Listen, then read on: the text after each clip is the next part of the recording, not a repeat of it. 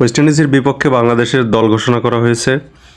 সেখানে সাদমান ইসলাম, মাহমুদুল হাসান জয়, মমিনুল হক, মেহেদী হাসান মিরাজ, জাকির আলী, জাকির হাসান, মহিদুল হাসান আকন, লিটন দাস, শরীফুল ইসলাম, নাহিদ রানা, হাসান মাহমুদ, তাইজুল ইসলাম, তাসকিন আহমেদ, মোটামুটি সবাইকে দেখা যাচ্ছে। কিন্তু নাজমুল হাসান শান্তর আফগানিস্তানের বিপক্ষে ওয়ানডে ম্যাচ খেলতে যে চোটের কারণে তাকে পাওয়া যাচ্ছে না। সেখানে নাহিদুল ইসলাম আকনকে পাওয়া যাবে।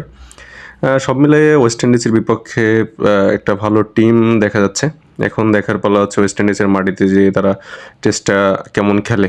সম্প্রতি দক্ষিণ আফ্রিকার সাথে টেস্ট সিরিজ হোমে হারার কারণে হয়তোবা একটু ব্যাকফুটে থাকবেন বাঙালি। তারপরে আমরা আশা রাখবো হয়তো ওয়েস্ট ইন্ডিজের মাটিতে ওয়েস্ট ইন্ডিজের বিপক্ষে সুন্দর একটা ম্যাচ হবে এবং অন্তত টেস্ট ম্যাচ সুন্দর জয় দিয়ে ফিরতে পারবে এই আশা ব্যক্ত রাখা যাচ্ছে। আপনারা সামনে ওয়েস্ট ইন্ডিজের ম্যাচটি দেখবেন।